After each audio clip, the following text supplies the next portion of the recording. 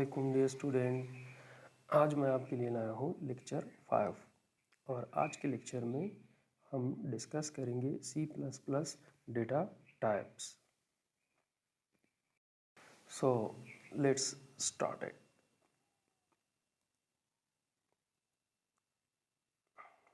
Let's begin it with crash.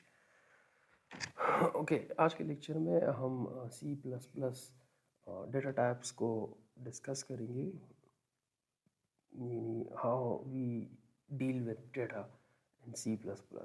जब भी हम कोई प्रोग्राम लिखते हैं, कोई कोड लिखते हैं, तो मस्ट उसमें हम कोई ना कोई डेटा यूज़ होगा। फॉर एग्ज़ाम्पल, अगर आप कोई एडिशन का प्रोग्राम लिखना चाहते हैं तो उसके लिए आपको कुछ इन्फॉर्मेशन चाहिए होगी, कुछ डेटा चाहिए होगा, जिसको आप कंप्यूटर की मेमोरी में स्टोर करें और स्टोर करने के बाद हम क्या करते हैं, उसको मैनिपुलेट करें।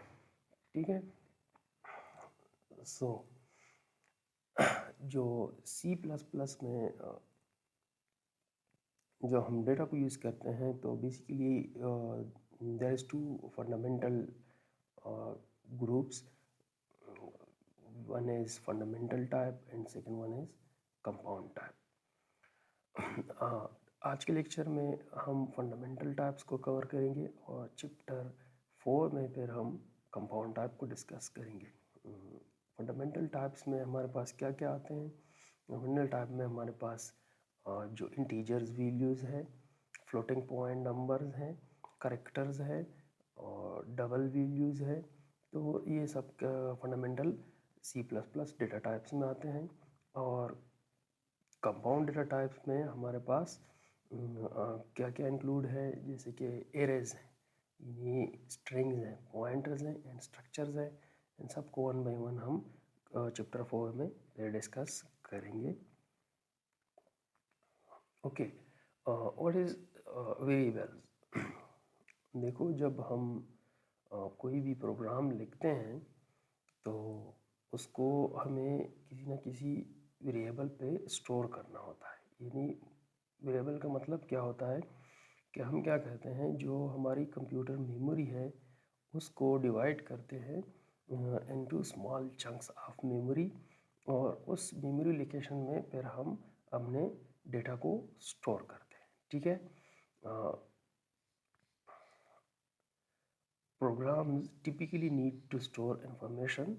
यानी जो C++ प्रोग्राम होते हैं, टिपिकली हम प्रोग्राम जब लिखते हैं तो हम उसमें कोई ना कोई इंफॉर्मेशन स्टोर करते हैं। जैसे कि ये इंफॉर्मेशन हो गई कि current price of Google stock, यानी करंटली गूगल स्टॉक का क्या प्राइस है, और average humidity in New York City in August. अब ये दो टाइप ऑफ इंफॉर्मेशन है। हम क्या करेंगे, इसको कैसे स्टोर करेंगे? ठीक है। इसको स्टोर करने के लिए हम क्या करते हैं, वेरिएबल्स को डिक्लेयर करते हैं। ठीक है। अब जब भी हम कंप्यूटर में या कंप्यूटर प्रोग्राम में कोई ना कोई वेरिएबल डिक्लेयर करते हैं तो हम इन तीन प्रॉपर्टीज़ को देखना होता है कि where the information is stored, कि इंफॉर्मेशन कहाँ पे स्टोर हो रही है, और जो वेरिएबल हमने डिक्लेयर किया है वो किस टाइप की वैल्यू स्टोर कर रहा है। ठीक है। What kind of information it store, और कौन सी वैल्यू वहाँ पे स्टोर है। फॉर एग्ज़ाम्पल, यहाँ पे एक वेरिएबल डिक्लेयर्ड है इंट ब्रेन काउंट। ठीक है। अब ये एक वेरिएबल डिक्लेयर है, इसका मतलब क्या है कि एक वेरिएबल जिसका नेम होगा ब्रेन काउंट और उसका टाइप क्या होगा, इंटीजर, मतलब वो इंटीजर वैल्यू स्टोर करेगा। ठीक है।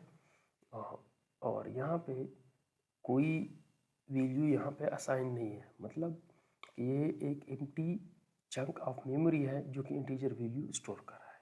अब अगर सेकंड स्टेटमेंट में आए तो brain count is equal to 5, तो यहाँ पे उन्होंने क्या किया है कि 5 वैल्यू जो है वो यहाँ पे असाइन कर दी है। ठीक है। तो जब हम किसी वेरिएबल को कोई वैल्यू असाइन करते हैं तो मतलब हम क्या कहेंगे फिर कि ये हमने इस वेरिएबल को इनिशियलाइज़ किया। तो हम इसको कहेंगे वेरिएबल इनिशियलाइजेशन, ठीक है। अब जो डेटा है हमारे पास वो डिफरेंट टाइप में है, ठीक है। हमारे पास कैरेक्टर डेटा भी है, हमारे पास फ्लोटिंग पॉइंट नंबर्स भी हैं, और हमारे पास इंटीजर नंबर्स भी है। तो इन सब को हम कैसे स्टोर करेंगे वो आगे देखते हैं। लेकिन उससे पहले हमने क्या करना होता है कि जब भी हम कोई वेरिएबल डिक्लेयर करते हैं तो इसके लिए नेमिंग कन्वेंशंस क्या होगा। अब C++ में कुछ रूल्स डिफाइंड हैं, हम उसको मस्ट फॉलो करेंगे। अगर हम फॉलो नहीं करेंगे तो फिर आगे जाके प्रॉब्लम्स होगी। अब नेमिंग कन्वेंशन में क्या है कि C++ encourage you to use meaningful name for variables। सबसे पहले जब आप कोई वेरिएबल डिक्लेयर करोगे तो उसके लिए आपने कोई मीनिंगफुल नेम देना होता है जो डेटा आप रिप्रेजेंट कर रहे हो, ताकि वो वेरिएबल उस डेटा को सही से रिप्रेजेंट करे और उसको डिफाइन करे, ताकि आगे जाके फिर आपको इसको समझने में मुश्किलात ना हो, ठीक है। अब फॉर एग्ज़ाम्पल हम रिप्रेजेंट कर रहे हैं the cost of A trip, के एक ट्रिप लगाया हुआ है तो उसमें टोटल कितना कॉस्ट आ गया, ठीक है। तो इसके लिए अब हमने कोई वेरिएबल डिक्लेयर करना है, तो हम ऐसे नहीं करेंगे कि डायरेक्टली लिख दें कि x is equal to that और y is equal to that, just simply नहीं। हम ऐसा नेम देंगे जो जो हमारे उस डेटा को रिप्रेजेंट करे, ठीक है। जैसे कि आप दे सकते हो कॉस्ट ऑफ ट्रिप और कॉस्ट ऑफ ट्रिप, ठीक है। दो टाइप्स दिए हुए हैं डिक्लेरेशन के, यहाँ पे अंडरस्कोर यूज़ हुआ है और यहाँ पे कोई अंडरस्कोर यूज़ नहीं हुआ, ठीक है। ये जो पहला आपको नज़र आ रहा है कॉस्ट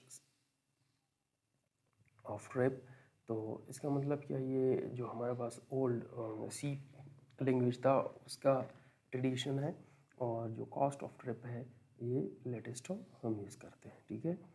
आप कभी भी ऐसा नहीं कर सकते कि आप कॉस्ट ऑफ ट्रिप के लिए एक्स वेरिएबल या COT शॉर्टकट लिख दो। क्यों? क्योंकि आगे जाके जब आप इस प्रोग्राम को रीड आउट करोगे तो फिर आपको समझने में मुश्किलात होगी कि ये वेरिएबल हमने किस चीज़ के लिए डिक्लेयर किया था और ये किस चीज़ का डेटा रिप्रेजेंट कर रहा है, ठीक है। इसके अलावा आपने क्या करना होता है कि ये जो कुछ नेमिंग रूल्स है, जब भी आप C++ वेरिएबल डिक्लेयर करो तो इसको आपने याद रखना है, ठीक है। First one is the only character you can use in names are alphabetic characters, numeric digits and the underscore character. तो जब भी आप C++ कोई वेरिएबल डिक्लेयर करते हो तो उसमें हम क्या यूज़ कर सकते हैं, अल्फ़ाबेटिक करेक्टर्स को, न्यूमेरिक वैल्यूज़ को एंड अंडरस्कोर साइन जो है, ठीक है। इसके अलावा कोई भी सिंबल अलाउड नहीं है, ठीक है। सिर्फ जस्ट ये अंडरस्कोर करेक्टर हम अपने वेरिएबल में स्पेसिंग के लिए यूज़ कर सकते हैं, ठीक है। अब the first character is a name can not be A numeric digit. जो जब भी हम कोई वेरिएबल डिक्लेयर करेंगे तो उसका स्टार्ट आप नंबर से नहीं ले सकते कि आप लगा दें कि 5 कास्ट, नहीं, ऐसा नहीं हो सकता। आप स्टार्ट में नंबर नहीं लगा सकते, उसके दरमियान में या लास्ट में फिर आ सकता है, ठीक है। Upper characters are considered distinct from lower characters. इसका मतलब ये है कि जो C++ लैंग्वेज है वो हमारे पास केस सेंसिटिव है। अगर एक नेम है, आपने उसको कैपिटल में दिया है एक वेरिएबल नेम, और उसी वेरिएबल नेम को आपने दोबारा स्मॉल लेटर में रिप्रेजेंट किया, तो C++ कंपाइलर जो है वो इसको रिकॉग्नाइज नहीं करेगा, वो उसको दो सेपरेट वेरिएबल डिक्लेयर करेगा, कंसिडर करेगा, ठीक है। तो मतलब क्या है कि C++ केस सेंसिटिव है। जब आप कोई वेरिएबल अपर केस में डिक्लेयर करो तो हमेशा आपने उसको फिर अपर केस में ही यूज़ करना होता है। अगर आप स्मॉल लोअर केस में उसको डिक्लेयर करो तो आपने क्या करना होता है हमेशा आपने लोअर केस में ही उसको रिप्रेजेंट करना होता है। ऐसा नहीं हो सकता कि आपने अपर केस में लिख दिया और फिर आप उसी वेरिएबल को लोअर केस में लिखो, तो क्या आएगा, कंप्यूटर उसको रिकॉग्नाइज नहीं करेगा, उसको दो सेपरेट इंटीजर जो वेरिएबल्स कंसिडर करेगा और एरर जनरेट होगा। You can't use a C plus plus keyword for an name. जो रिजर्व्ड की वर्ड है सच एज मेन एक रिजर्व्ड की वर्ड है, इंटीजर, फ्लोट, ये सब क्या है हमारे पास, रिजर्व्ड कीवर्ड्स है, ठीक है। बिल्ट इन जो कीवर्ड सी प्लस प्लस में है वो आप वेरिएबल नेम में यूज़ नहीं कर सकते। C plus plus places no limits on the length of a name and all character in name are significant, ठीक है। तो सी प्लस प्लस जो है वो कोई उसमें लिमिटेशन नहीं है कि आप कितना लेंथी नाम देना चाहते हैं, ठीक है। कोई लेंथ में कोई उसकी लिमिटेशन नहीं होती, आप लेंथी वेरिएबल भी ले सकते हैं और स्मॉल नेम भी दे सकते हैं। However some platform might have their own length limits. बस प्लेटफॉर्म है जैसे कोबोल है, जो ओल्ड लैंग्वेजेस हैं उसमें हमारे पास जो वेरिएबल नेम्स हैं उसमें लिमिट होती थी कि फॉर एग्जांपल आप 30 कैरेक्टर तक नेम दे सकते हैं, 20 कैरेक्टर तक नेम दे सकते हैं, लेकिन सी प्लस प्लस में ऐसा कुछ भी नहीं है।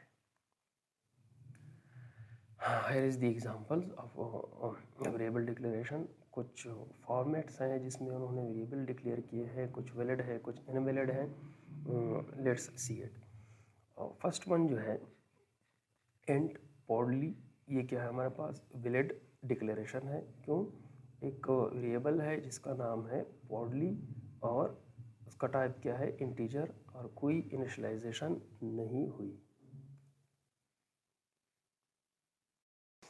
एंड देन उन्होंने क्या किया हुआ है, डिक्लेयर किया हुआ है एंड पॉडली। अब यहाँ पे जो पी नज़र आ रहा है उन्होंने क्या किया है, कैपिटल में स्टार्ट किया हुआ है, ठीक है। दिस गुड नेमिंग, ये एक अच्छा नेमिंग कन्वेंशन है। जब भी आप कोई वेरिएबल नेम डिक्लेयर करो तो उसका स्टार्ट जो है, पहला कैरेक्टर है उसको कैपिटल में लिखो, यानी फिर उसको क्या करो, स्मॉल लेटर में लिखो। ये क्या है, वैलिड है एंड डिस्टिंक्ट फ्रॉम पॉडली। ये जो है ये सही है, कोई एरर नहीं देगा, लेकिन ये इससे थोड़ा बेहतर है, ठीक है। एंड पॉडली, अब यहाँ पे उन्होंने क्या किया है, सारा कैपिटल में लिखा है, valid in even more distant, अब ये उससे भी अच्छा है। एंड टेरियर एक वेरिएबल है, इंटीजर टाइप है। अब ये क्या है हमारे पास, इनवैलिड है, has to be and not and. अब यहाँ पे अगर आपको नज़र आ रहा हो जो इंटीजर है एंड, मैंने पहले भी कहा कि C plus plus case sensitive है, ठीक है। तो इंटीजर जब भी हम टाइप डिक्लेयर करते हैं उसको स्मॉल लेटर्स में करते हैं। यहाँ पे उन्होंने क्या किया हुआ है, सारा कैपिटल लेटर में दिया है। अब ये क्या है, इनवैलिड वेरिएबल नेम है, ठीक है। क्यों, क्योंकि यहाँ पे इसको आपने स्मॉल में एंट लिखना है, ठीक है। फिर है एंट माई स्टार ट्री। अब यहाँ पे उन्होंने क्या किया है, स्पेस देने के लिए माई एक अलग वर्ड है, स्टार एक अलग वर्ड है, दोनों को आप स्पेस दे, अगर आप स्पेस देना चाहते हैं तो हमने क्या करना होता है, आपने अंडरस्कोर साइन यूज़ करना होता है, ठीक है। ये भी हमारे पास वैलिड नेमिंग कन्वेंशन है। फिर एंट यहाँ पे है valid but reserved, start with underscore, ठीक है। ये वैलिड है, लेकिन जब भी हम कोई वेरिएबल अंडरस्कोर से स्टार्ट करते हैं तो क्या होते हैं, हम उसको रिजर्व्ड कंसिडर करते हैं कि ये वैलिड है लेकिन ये रिजर्व्ड है, ठीक है। And for ever, invalid because start with A digit, क्योंकि ये एक इंटीजर नंबर से इसका नाम स्टार्ट हो रहा है, ठीक है। जो पहले रूल्स हमने डिस्कस किए सब यहाँ पे इम्प्लीमेंट हो रहे हैं वन बाई वन।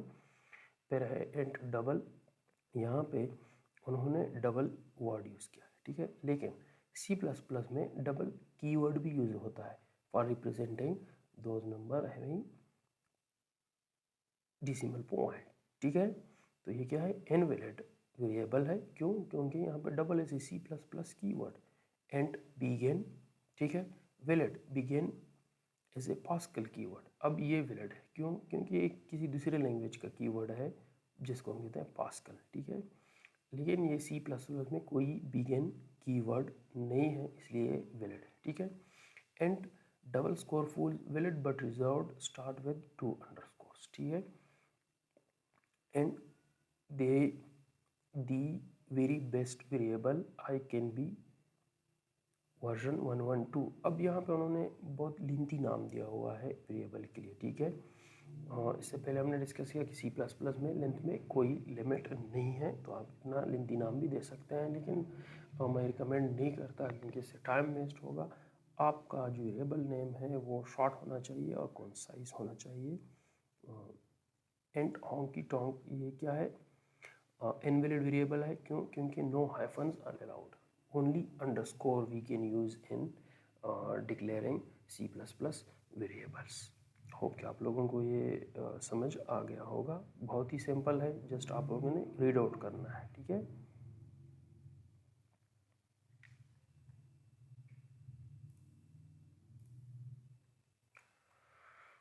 नाउ जो सी प्लस प्लस के डेटा टाइप्स है, बेसिकली हमारे पास जो डेटा टाइप्स है वो कौन से हैं? इंटीजर है, फ्लोट है, डबल है, बोलियन है एंड कैरेक्टर है, ठीक है।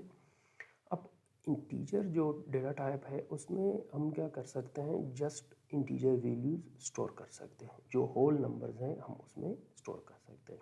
डिस्क्रिप्शन में क्या लिखा हुआ है, स्टोर होल नंबर विदाउट डिसिमल्स, उसमें कोई डिसिमल पॉइंट नहीं होता।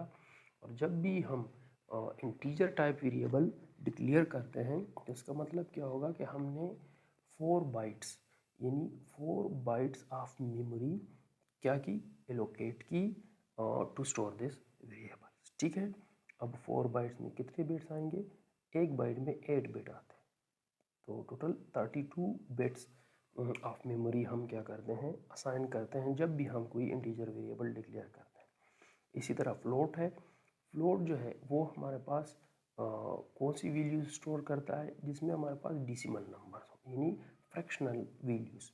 स्टोर फ्रैक्शनल नंबर कंटेनिंग 1 और more decimals sufficient for storing 7 decimal digit, ठीक है। और इसका साइज कितना होगा? 4 बाइट्स। डबल भी हमारे पास एक डेटा टाइप है जिसमें हम स्टोर करते हैं डिसिमल वैल्यूज़ को, ठीक है। और उसके लिए साइज़ क्या होगा? 8 बाइट्स। तो ये दोनों जो है फ्लोट एंड डबल हमारे पास फ्रैक्शनल नंबर्स को स्टोर करता है, लेकिन इसमें डिफरेंस सिर्फ ये है कि ये 4 बाइट्स ऑफ मेमोरी अलॉट करता है और ये 8 बाइट्स। यानी मतलब क्या हुआ कि इसमें हम large number of value store कर सकते हैं। कि कोई बड़ा नंबर हो तो हम डबल लगाते हैं, क्योंकि इसमें मेमोरी जो है वो 8 बाइट्स एलोकेट होती है, 64 बिट, तो इसमें बहुत बड़ा नंबर स्टोर हो सकता है, ठीक है। मिलियंस एंड ट्रिलियंस में वैल्यूज जब होती हैं तो हम इसमें स्टोर कर सकते हैं, ठीक है। लेकिन फ्लोट्स में फिर हम वो स्टोर नहीं कर सकते क्योंकि इसका साइज़ फिर कम पड़ जाता है। और दूसरा फ़र्क क्या है कि जब भी हम फ्लोट टाइप डिक्लेयर करते हैं तो जो डिसिमल पॉइंट है उसके बाद जो नंबर्स आते हैं वो प्रिसीजन नंबर कहलाते हैं, ठीक है। तो ये 7 डिसिमल डिजिट तक इसकी प्रिसीजन है और डबल की प्रिसीजन कितनी है? 15 डिसिमल डिजिट तक है, ठीक है। और उसके बाद है नंबर 4 पे Boolean data type. Boolean data type है हमारे पास में सिर्फ जस्ट 2 वैल्यू स्टोर होती है, जस्ट रिप्रेजेंट करता है ट्रू एंड फॉल्स को, यानी 1 for true and 0 for false, ठीक है। और उसके बाद है character data types. Character data types में हम करेक्टर्स वैल्यू को स्टोर करते हैं, ठीक है। हाँ, एक्चुअल में ये हमारे पास इंटीजर टाइप ही है, क्योंकि कंप्यूटर जो है वो ओनली अंडरस्टैंड 1 एंड 0, ठीक है। अब करेक्टर वैल्यूज़ जो है उसको कैसे हम स्टोर करेंगे कंप्यूटर मेमोरी में?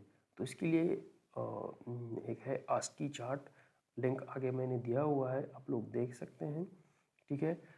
हर एक जो अल्फ़ाबेट है और सिंबल है उसके लिए एक नंबर असाइन है, ठीक है।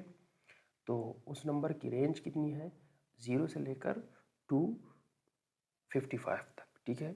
और -128 टू 127 इनके बीच में जितनी भी नंबर्स हैं वो असाइंड है किसी न किसी टाइप ऑफ अल्फ़ाबेट और किसी न किसी सिंबल के लिए वो असाइन किए गए हैं पहले से। ठीक है।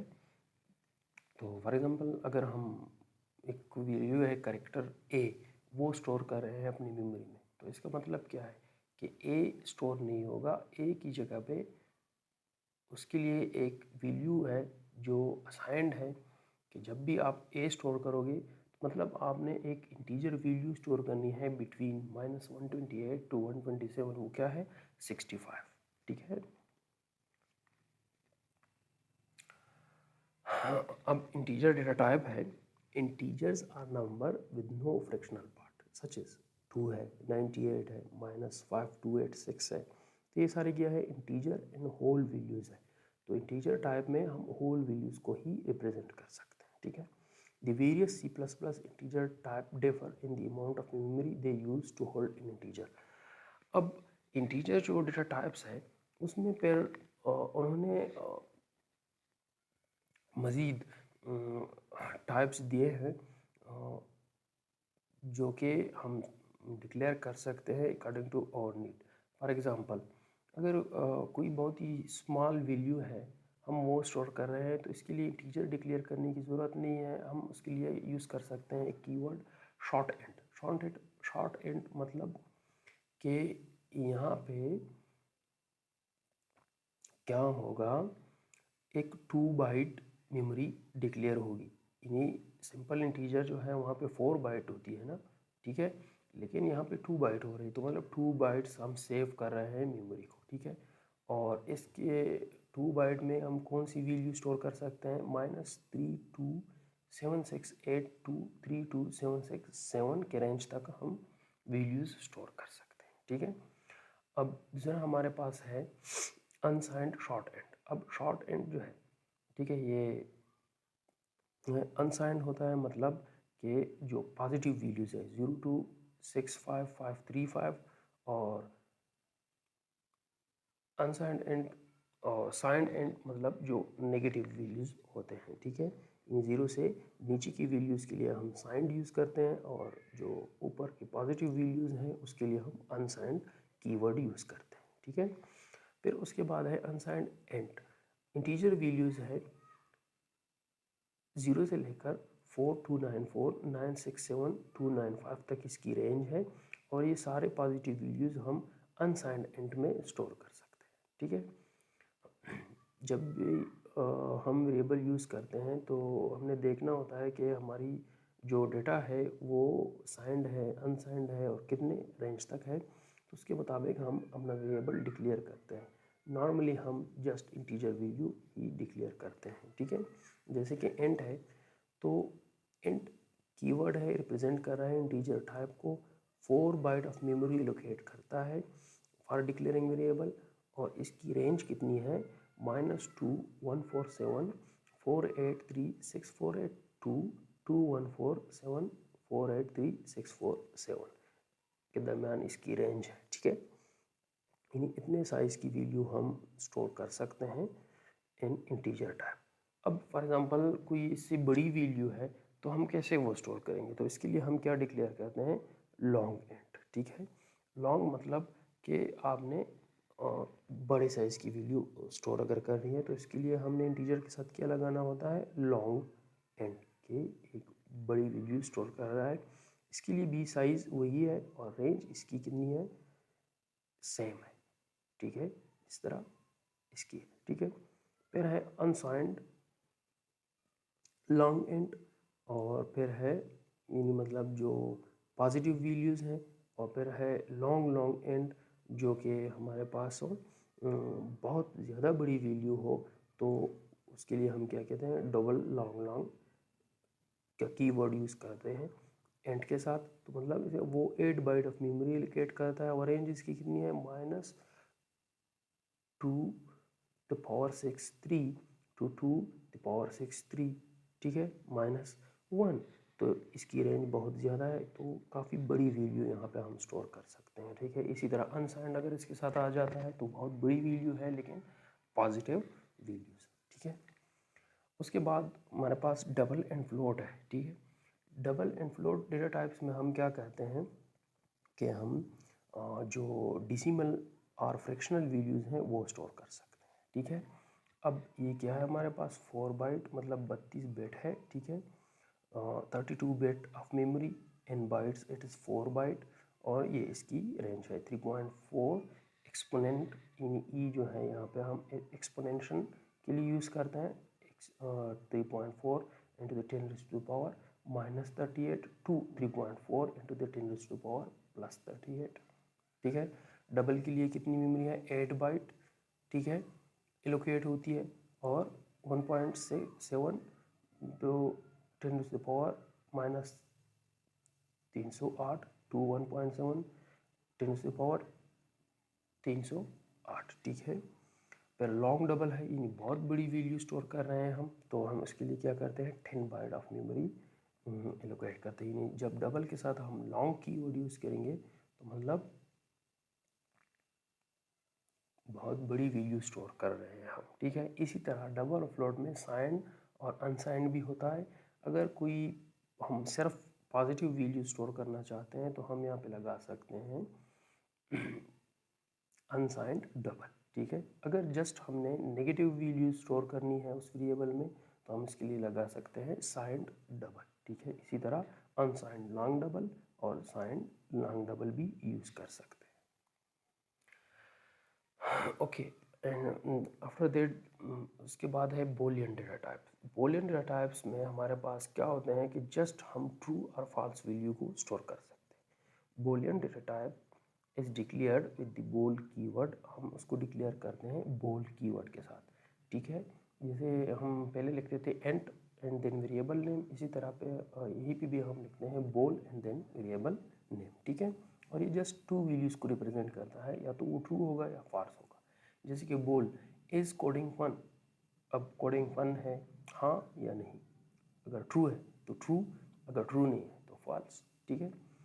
बोल इज फिश टेस्टी, जो फिश है वो टेस्टी है कि नहीं, तो हम जस्ट ट्रू वैल्यू में आंसर होगा, या तो हाँ होगा या नहीं होगा, तो इसके लिए हम क्या कहेंगे, इस टाइप की वेरिएबल जब हम इस टाइप का डेटा जब हम डिक्लेयर करेंगे तो हम कौन सा डेटा टाइप यूज़ करेंगे, बूलियन डेटा टाइप यूज़ करेंगे, ठीक है। अब ये अगर हम आउटपुट स्टेटमेंट को दे तो ये क्या आउटपुट देगा, ट्रू, और ये क्या आउटपुट देगा, फॉल्स, ठीक है। Boolean values are mostly used for conditional testing, which you will learn more about in later chapter. जो Boolean values हैं, जब हम कोई कंडीशन टेस्टिफाई करना होता है कि फॉर एग्जांपल अगर ये कंडीशन है ट्रू आ रहा है या फॉल्स आ रहा है, अगर ट्रू आ रहा है तो एग्जीक्यूट होगा कोड, अगर ट्रू नहीं आ रहा तो एग्जीक्यूट नहीं होगा। अक्सर हम बूलियन वैल्यू इस टाइप ऑफ कंडीशनल टेस्टिंग के लिए यूज़ करते हैं। आगे जब हम कंडीशनल स्ट्रक्चर्स पढ़ेंगे, लूप्स पढ़ेंगे, इफ़ एंड एल्स स्टेटमेंट पढ़ेंगे, तो वहाँ पे आप लोगों को ये क्लियर हो जाएगा कि बूलियन वैल्यूज़ हम कैसे यूज़ करते हैं। फिर है करेक्टर डेटा टाइप। अब करेक्टर जो है इसमें हम करेक्टर वैल्यू को स्टोर कर सकते हैं, लेकिन जब भी हम इसमें कोई वैल्यू स्टोर करते हैं तो उसको हम सिंगल कोटेशन में इनक्लोज करते हैं, ठीक है। जो जैसे कि लाइक ए उसको आपने सिंगल कोटेशन में इनक्लोज करना है। जैसे कि सी, अगर आपने सी स्टोर करना है तो आपको इसको डबल कोटेशन में इनक्लोज करना होता है, ठीक है।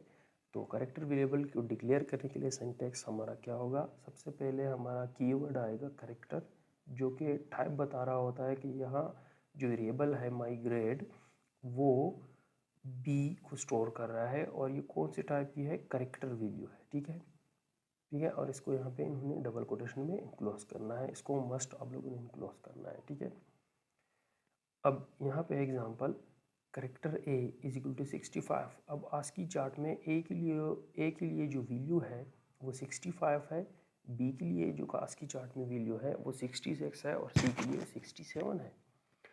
अगर हम इनको स्क्रीन पे हम आउटपुट ले इसका, तो सी आउट ए, तो ए की जगह पे क्या होगा हमारे पास 65 प्रिंट होगा, और सी आउट बी की जगह पे 66 प्रिंट होगा, ठीक है। सी आउट सी की जगह पे 67 प्रिंट होगा, ठीक है। एंड ये जो है हमारे पास लिंक गिवन है, आप इस पर क्लिक करें, आप ASCII चार्ट आपके सामने आ जाएगा। तो जितनी भी सिंबल्स हैं, अल्फ़ाबेट्स हैं, उन सब के लिए एक इंटीजर वैल्यू असाइंड, ठीक है। जब हम वो स्टोर करते हैं, फॉर एग्जांपल अगर हम बी स्टोर कर रहे हैं तो मतलब कंप्यूटर में मेमोरी में इंटीजर वैल्यू ही स्टोर होती है, जो कि बी के लिए 66 है। अब स्ट्रिंग इन C++, स्ट्रिंग्स क्या होते हैं? जब हम कोई एक वर्ड या एक स्टेटमेंट स्टोर कर रहे होते हैं, ठीक है। फॉर एग्जांपल सेंटेक्स है जो string greeting is equal to hello. Hello एक ग्रीटिंग है हमारे पास। अब हेलो को हमने स्टोर करना है तो इसके लिए हमने एक वेरिएबल डिक्लेयर किया ग्रीटिंग, और ये वेरिएबल किस चीज़ का है? स्ट्रिंग टाइप का है, ठीक है। आगे चैप्टर 4 में हम इसको थोड़ा डिटेल में भी डिस्कस करेंगे, ठीक है। ये कह रहा है string type is used to store a sequence of character, यानी करेक्टर का एक सीक्वेंस पूरा हम स्टोर करना चाहते हैं, ठीक है। तो उसको आपने फिर डबल कोटेशन में इनक्लोज करना होता है। सिंगल करेक्टर जब आप करते हो तो उसको सिंगल कोटेशन में, यहाँ पे आपने डबल कोटेशन में उसको स्ट्रिंग को इनक्लोज करना होता है, ठीक है। In single quotation character value को रिप्रेजेंट करता है और डबल कोटेशन स्ट्रिंग वैल्यू को रिप्रेजेंट करता है। और स्ट्रिंग क्या होता है?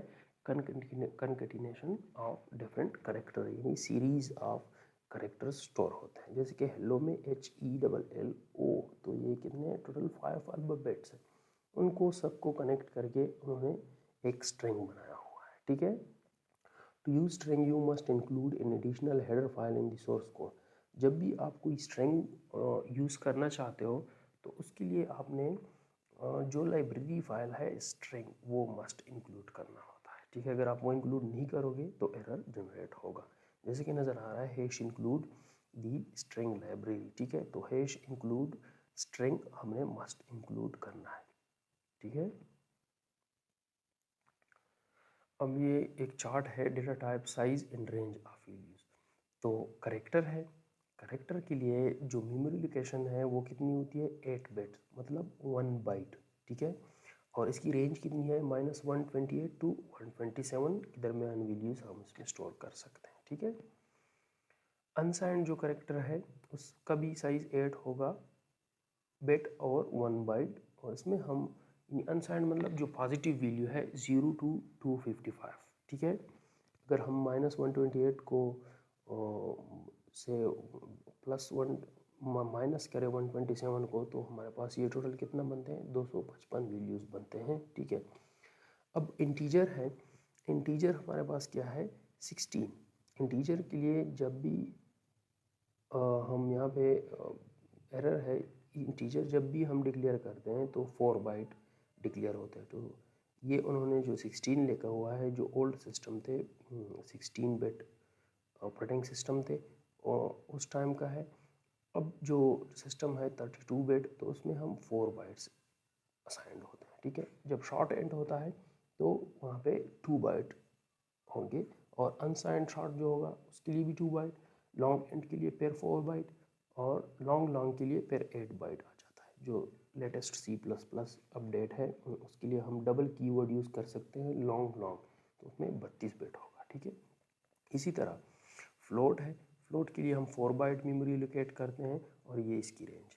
फिर डबल है, डबल के लिए हम 8 बाइट और ये इसकी रेंज है। फिर लॉन्ग डबल है, फिर इसके लिए 10 बाइट मेमोरी लॉट होती है और ये बहुत बड़ी वैल्यू स्टोर कर सकता है, डेसिमल वैल्यू,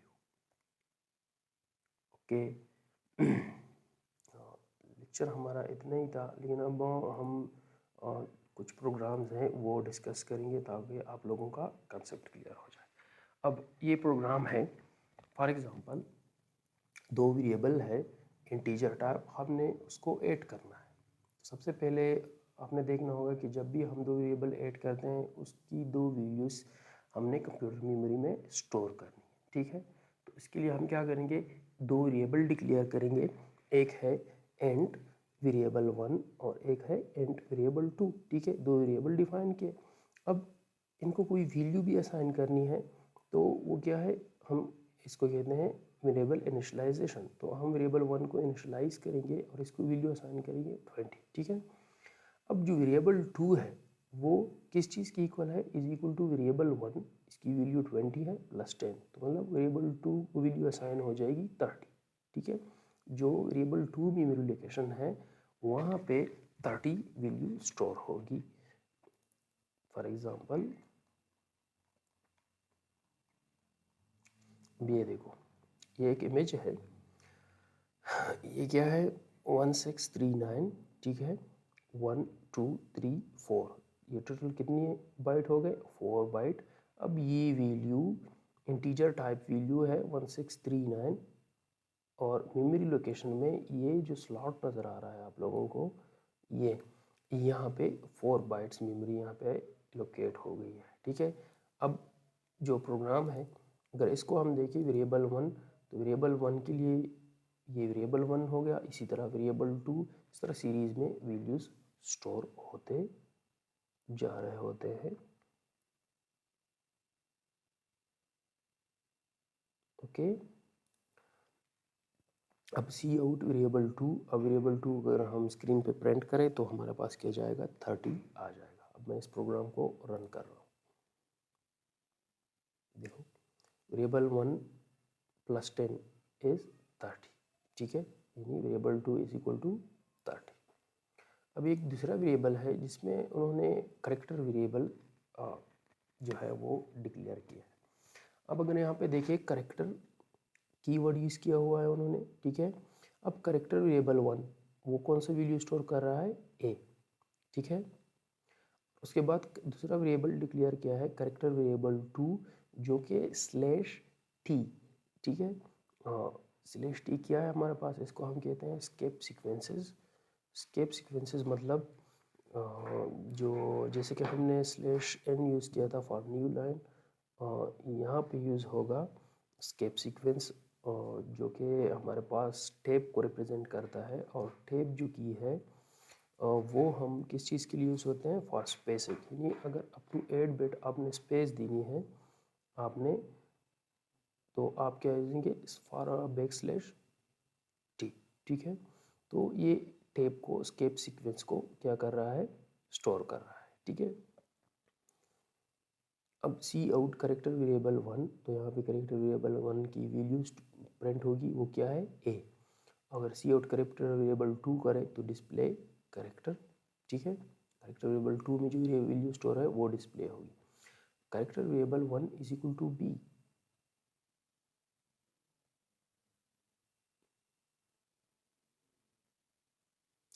ठीक है। तो अब 12 करेक्टर वेरिएबल 1 है उसको हमने क्या किया रिप्लेस किया बी, ठीक है। सी आउट करेक्टर वेरिएबल 1 तो डिस्प्ले करेक्टर। अब देखते हैं क्या होगा, ठीक है, लेट्स रन इट। देखो पहले हमने सी आउट करेक्टर वेरिएबल 1 किया तो ए प्रिंट हुआ, ठीक है।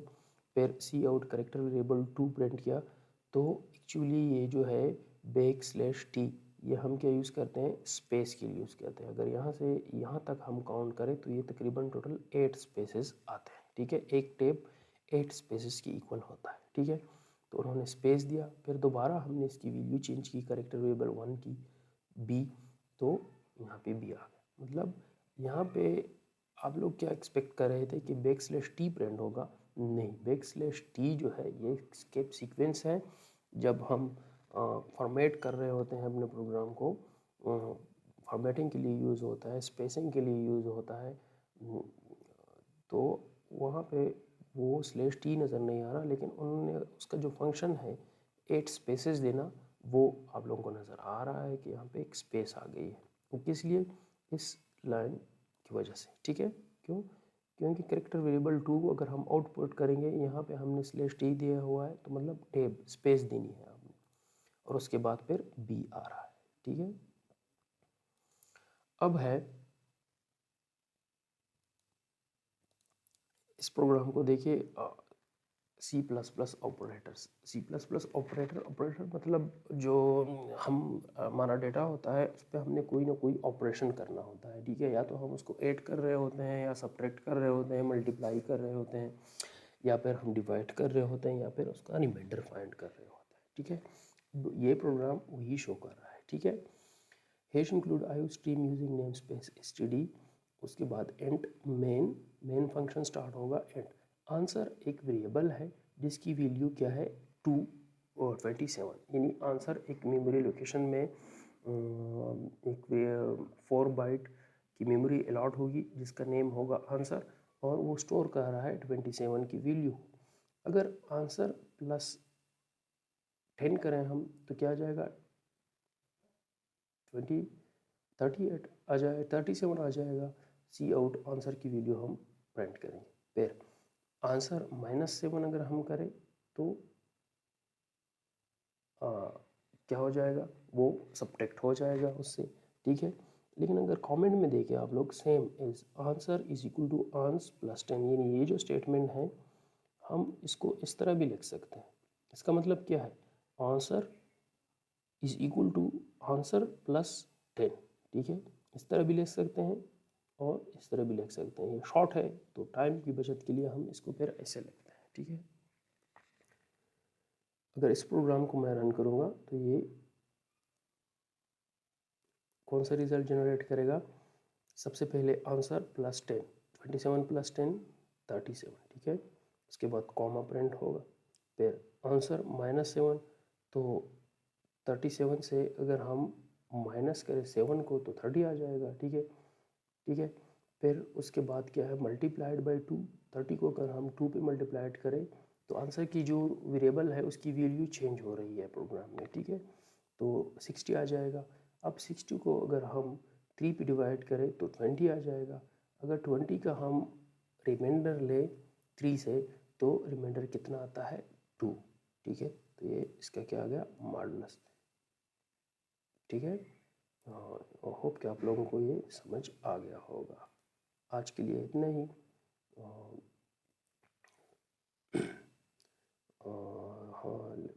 बहुत जल्द मैं एक लेक्चर और लेके आऊँगा, तो फिर हमारा मेट का कोर्स कंप्लीट हो जाएगा। ओके, अपना ख्याल रखिएगा। अल्लाह हाफिज़।